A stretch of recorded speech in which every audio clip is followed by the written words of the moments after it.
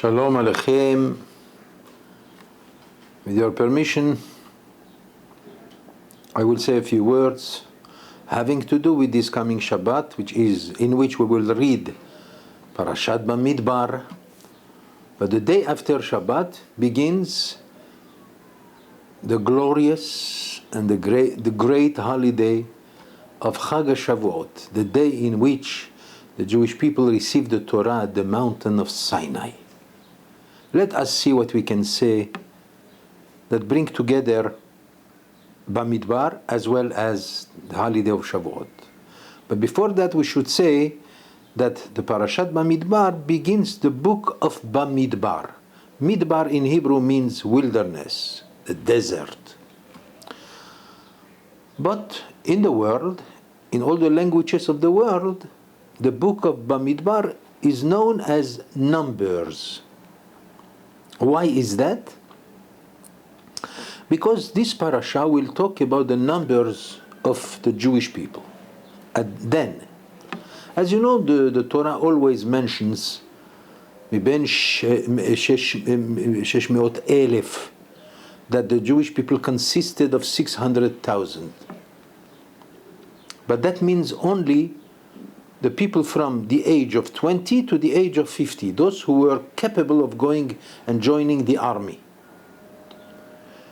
So that's the number 600,000, which has become almost a spiritual number for the Jewish people, but we cannot explain that now. The truth is that it is exactly 603,550. How do I know that? By counting, as it says in the parasha, Bamidbar, that the Jewish people in the wilderness were divided in 4 parts under 4 banners. Each banner was the banner of 4 tribes. So, for example, the camp of Reuven. Well, how many people? If you count them, you will find out it's very explicit in the Torah that the number of each one of them is approximately 150,000, coming up altogether to 603,550. That was the exact number of the Jewish people in the wilderness for the ages from 20 to the age of 50. And that's the topic of this parasha. That's why the whole book is known as Numbers. But we call it Bamidbar, in the wilderness, because this is the source that brought about what is the Jewish people. The Jewish people is a nation that is unbelievable.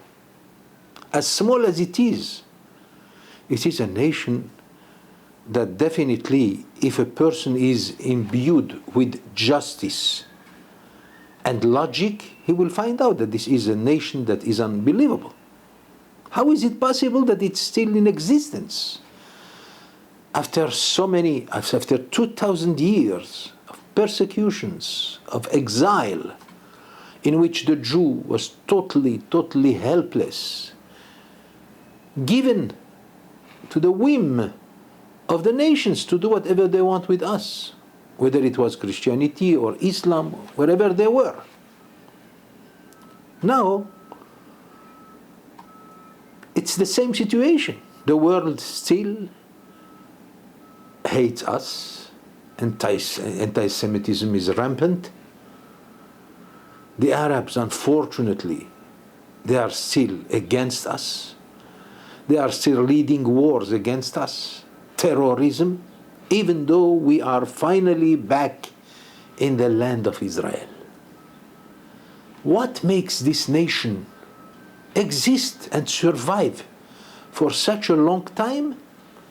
And it seems to be a nation that has not been unscathed in any way. Yes, we did suffer. There is no nation that suffered more than the Jewish people. But the miracle is that we are still here. And it looks like we did not suffer. Why? We are very important in the world. The world hears of us constantly, every day. Whether it is because of science, scientific prowesses, or if it is the strength of our army, thank God. But there is plenty yet to be finally brought about into a good conclusion. The Jewish people must come back to its sources.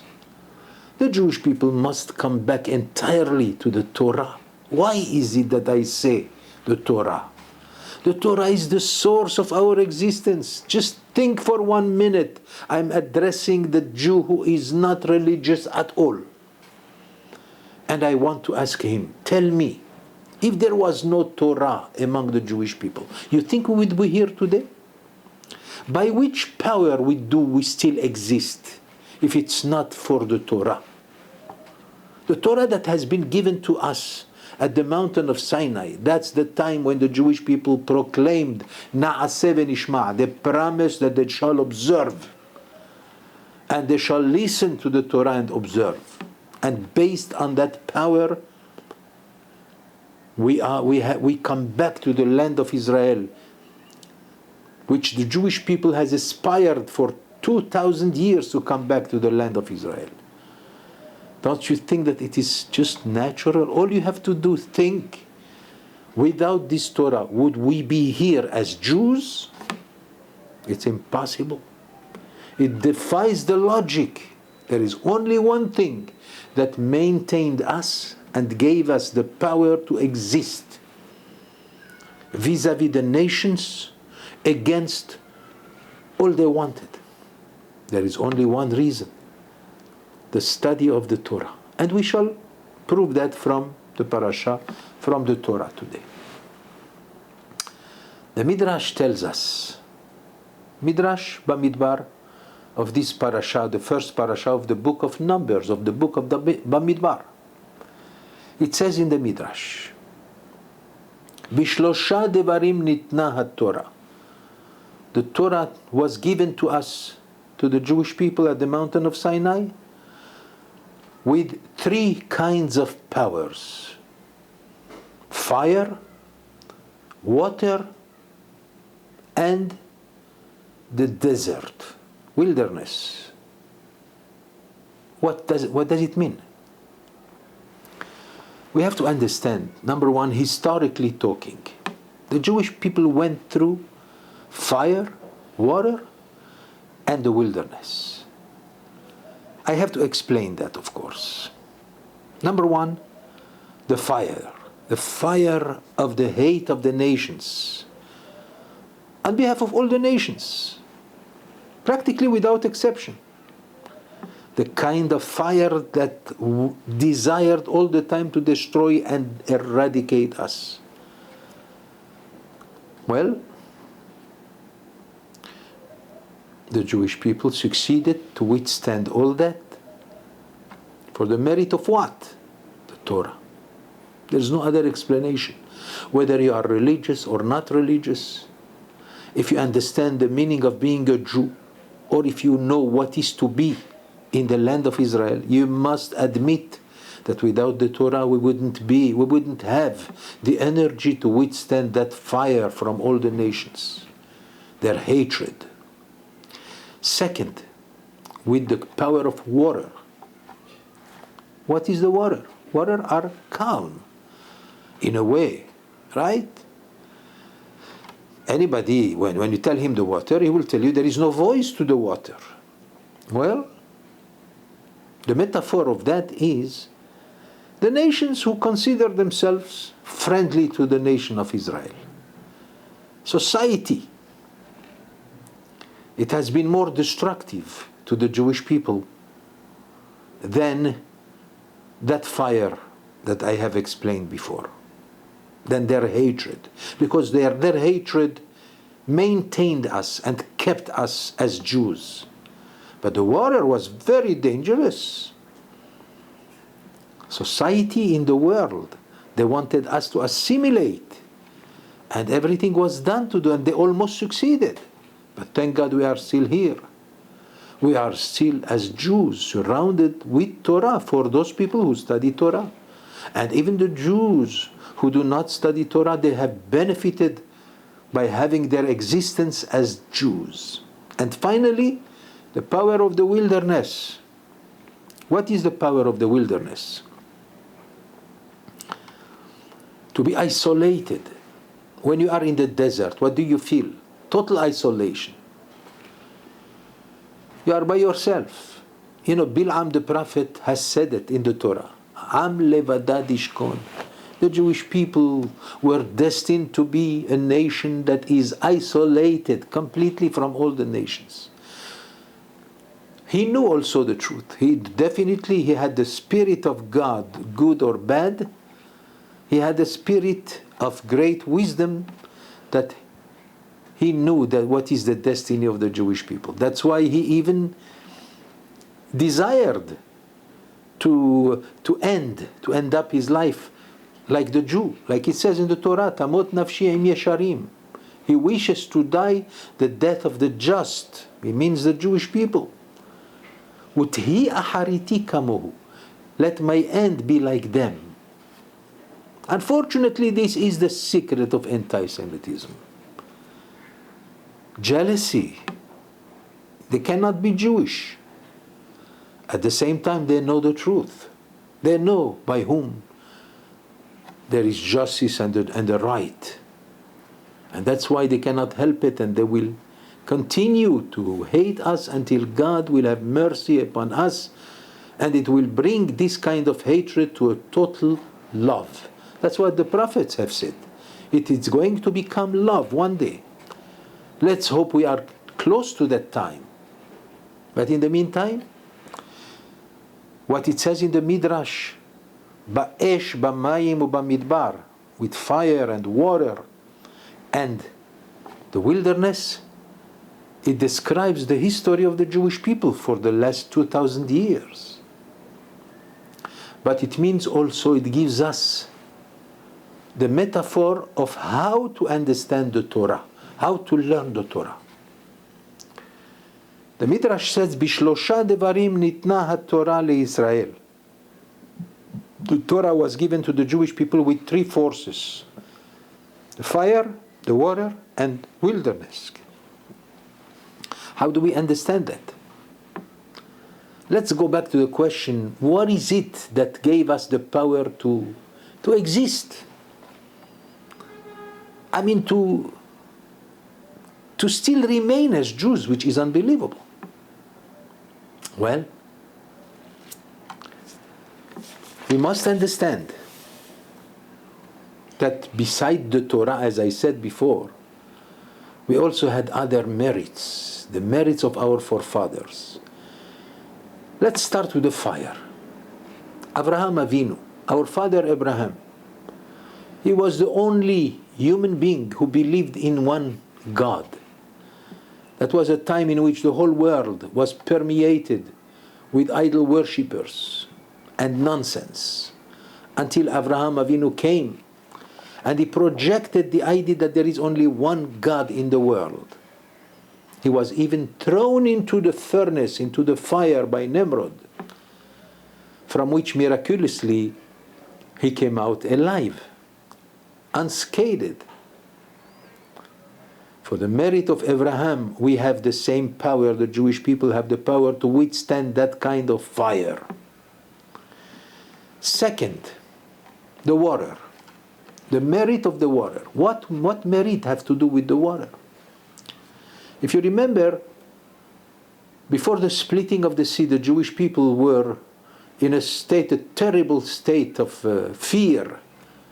Behind them was the army of Paro coming towards them to destroy them. In front of them was the ocean. They turned to Moshe, what are we going? They were crying, and Moshe himself turns to God, what should we do? And God says, advance. Advance where? Into the water? Yes, it was needed that one should sacrifice himself, so to speak, and plunge into the water. And that was Nahshon ben Aminadab. Nahshon, the son of Aminadab from the tribe of Yehuda. He plunged into the water, and that's when the water split and opened up. For the merit of this, of the Jews who have this kind of power, that's how we exist, as by the power of the water. And finally, because of the merit of our forefathers, Bamidbar, in the wilderness. The Jewish people, when they came out from Egypt, they knew that they are going into the desert. What's going to be with food? What about water? As the prophet Isaiah says, Zacharti lach eshet ne'uraich, ahavat kelulotaich. God says, I will never forget your love from the day you were still young for me. Lechtech acharai bamidbar be'eretz lo zerua. When you went after me, God says, in a wilderness, in a land that is not plowed, not sown. That was something that was unbelievable. They trusted in God and Moshe, and they went into the wilderness. By the merit of that great power, the Jewish people has existed until today. And finally, we have to ask a question. There is a common denominator between fire and water and wilderness. The common denominator is voice as well as quiet, stillness. Let's start with the fire. Fire seems to be quiet. Yet, I have seen it many times, and I heard the great voice of the fire when it becomes powerful. It does make sounds that are quite strong. Well, this is a metaphor for the Jewish people. Their voice is very, very quiet, and yet it has power. You hear the voice of the Jew everywhere in the world. What about the water? The water are extremely quiet. But when they advance in great power, if you remember those who were in Canada in that extraordinary, voluminous power of the water, I heard it with my own ears, the voice of the water. Yes, it is naturally quiet, but it could bring itself to a force of great voice, great power. And finally, the wilderness. The wilderness represents also quietness, total quietness. Nevertheless, try to scream in the wilderness. You will see the echo of your voice multiplying itself numerous times. So you see, that's the common denominator. On one hand, it's quiet, but on the other hand, it has a tremendous and powerful voice. Thus is the voice of the Jew. In the midst of all the voices of the world, the voice of the Jew is quite calm, very quiet. But when it starts, the voice of the Jew is very powerful. And those who wish to listen, they will see the great power of the voice of the Jew. Same thing also when it comes to learning Torah, which is the indication that the Midrash wants to teach us how to learn Torah. Number one, fire. You have to learn Torah with tremendous enthusiasm. That's fire. Number two, like the water. The water is metaphoric for tranquility, with a spirit that is calm, at the same time with feeling. If you study a piece of Talmud without feeling, even if you understand it, it's not much is going to remain in your mind. But if you learn it with the feeling of your heart, I always tell this to all my students, that if they want to understand a piece of Talmud, they have to bring about not only their understanding, their brain, but also their heart. I learned this from Rabbi Avigdor Miller, alav shalom. And finally, like the wilderness. What can we say about learning Torah that having to do a connection with the wilderness? Well, our sages said in the Midrash of this Parashat Bamidbar, מי שאינו משים עצמו הפקר כמדבר, אינו יכול לקנות החוכמה והתורה. If you do not render your heart as if it is ownerless, which I will explain, he cannot acquire the wisdom of the Torah. Let us explain that. Based on a Hasidic teaching of the Baal Ismach Israel, one of the holiest men in Hasidut. And he says, the good Torah must be learned with hefker. When your heart does not belong to you, you don't feel that it's you. You must feel, that means it's humbleness. That's the only way that you can get closer to the Holy Torah. In fact, to my humble opinion, it is what our sages meant in Pirkei Avot, in the book of the Fathers. Pat b'melach tochel. You have to eat your bread with salt. That's all. That's poverty. Umayim b'mesura tishteh. And drink just as much as you can. That's all. Ve'ala aretz tishan. And you sleep on the floor. Ubat-Torah ta'amel. And yet, you have to do your best to learn Torah as much as possible. And then the Pirkei Avot says, if you do that, Ashrecha v'tovlach, how happy and good it will be for you. Our sages said, Ashrecha ba'olam hazeh v'tovlach le'olam haba. Even in this world, you will be happy, and of course in the world to come. And the question is, do we mean to say that even if you eat only bread with salt and you sleep on the floor, you will be happy? Yes, when you learn Torah the way we explained it, ba'esh, b'mayim, u'bamidbar. When you learn it with enthusiasm, that is fire. And you learn it with feelings, that's the water. And you learn it like in the wilderness, which means you renounce ownership on yourself. To give an example, in Masechet Nedarim, in the Talmud Masechet Nedarim on page 30, when you go at the end of the Masechet of the volume, you go to the commentary of Rabbeinu Nissim, the Ran, and he says, how can you marry a wife? The only way for a wife to become your wife is only if the woman nullifies totally ownership on herself, and she becomes automatically belonging to her husband. That's the Kiddushim. That's why in the very beginning of the Mishnah in Masechet Kiddushin, it begins with Ha'isha niknet. The wife is acquired. That's the way a woman becomes a wife to someone.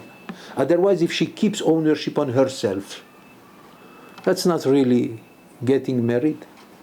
The same thing, the metaphor of the wedding is the Torah. The way to acquire the Torah is only by renouncing ownership, so to speak, spiritually talking, of course, renouncing yourself, which means you have to forget about your own egotistical matters that lead you in life. Of course, there are many ways how to learn Torah. You can learn Torah any way you want. But the best way to learn Torah is by renouncing everything as though nothing belongs to you. And now you are into the Torah 100%. It's something that is not easy for everyone to understand.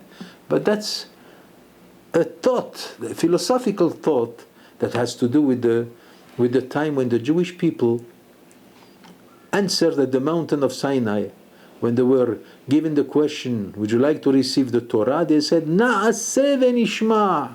We accept the Torah before we understand it. That means, it doesn't matter what I feel. It doesn't matter what I understand. I accept. And why do I say that? Because that was the power behind the secret of existence of the Jewish people. We live now in times that are quite movemented. Even the Arabs in the land of Israel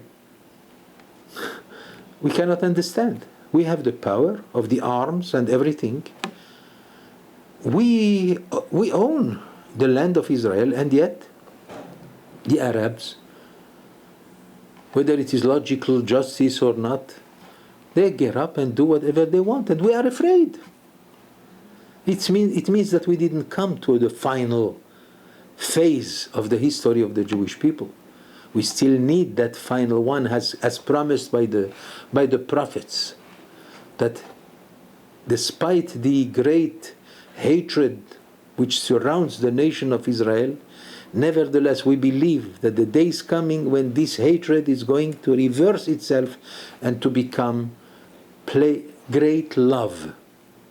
When the world will understand finally the true meaning of what is to be a Jew and the meaning of his existence, despite everything in which he went through for 2,000 years.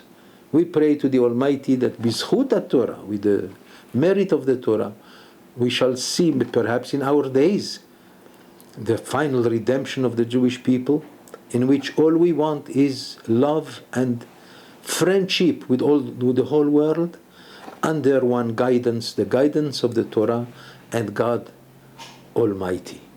May we see the Mashiach coming soon in our time. Amen. Chag Sameach.